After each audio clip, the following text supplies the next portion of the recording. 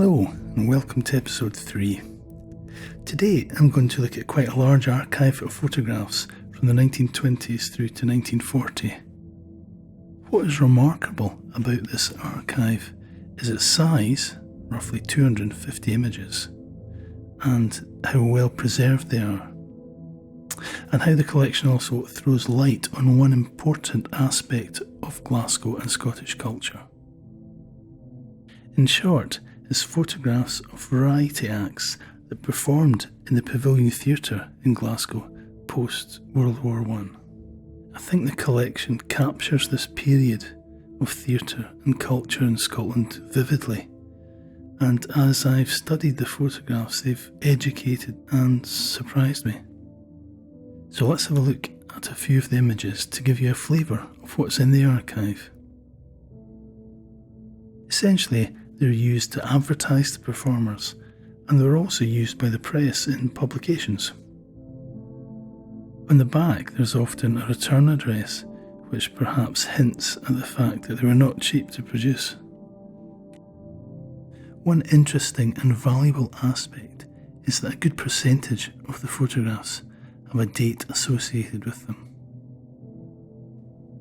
Here is a photograph of Billy Ray, for instance, and it looks like she was involved in a variety performance at the Pavilion on the 30th of June 1928, almost 100 years ago.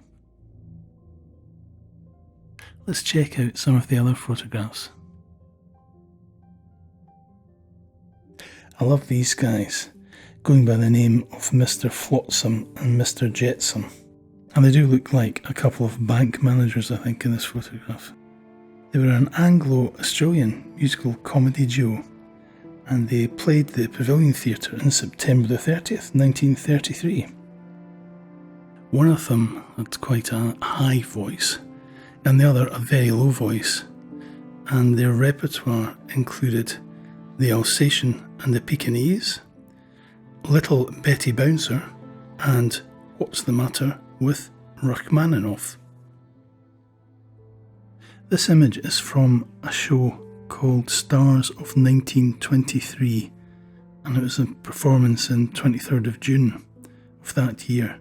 Sadly, I can't read the handwriting, but it looks like a J. Hartley who has signed the photograph.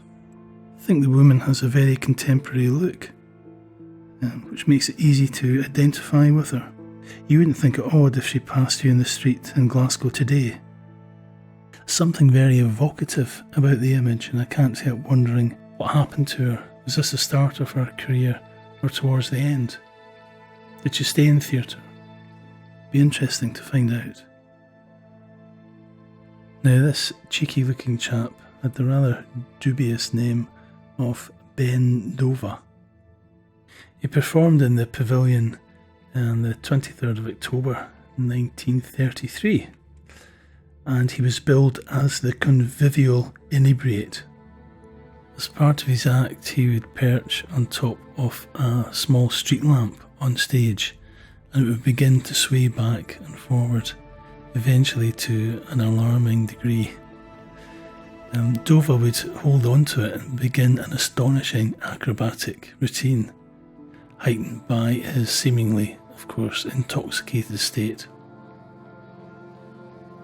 Remarkably, he repeated this act on top of New York's 56-storey Channon building, with no nets, no wires, no camera tricks, and as a result shot to fame. Even more remarkably, on the 3rd of May 1937, he was a passenger aboard the ill-fated airship, the Hindenburg, which burst into flames and crashed, and he only survived by climbing out of the window and dangling until the airship was close enough to the ground for him to jump to safety. I love this photograph. You're looking at Leighton and Johnson, who came to the UK in 1924 and for 10 years had a very active career. Not only that, they were true stars and performed across Europe. It's reckoned that they sold around about 1 million records a year for 10 years, which is quite an achievement. The records are still available and collectible. Not only that, round about the year 2000, the artist called The Caretaker, who is Leyland James, sampled 3 of their songs, and they came out on 2 of his albums round about that time. So their music and voice is living on 100 years after this photograph was taken.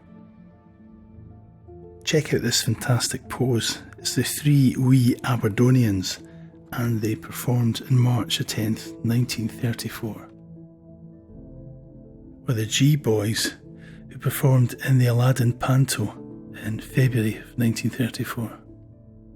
Here's another contemporary looking chap called Jack Beattie. Again, he performed in 1934. The 5 Cherry Brothers from June 1939. The 4 Fair Sisters from 1940. These are Picard's Chinese syncopators, and despite the name, they were mostly Filipino musicians, and were quite successful, appearing in a film or 2. Again, if you're interested, you can find them on YouTube. One thing I find rather impressive about this archive is the quality of some of the photographs. It's a sense in which photography has gone backwards in terms of visual quality.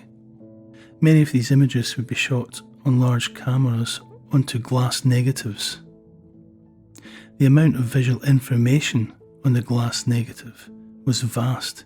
It was enough to make a clear print on a large outside advertising board. Until recently, there's very few digital cameras that could produce this quality of image. Thanks for listening. As always, I'm keen to find this archive a home, so do get in touch if you're interested. Do share, subscribe or follow, and there'll be another episode soon.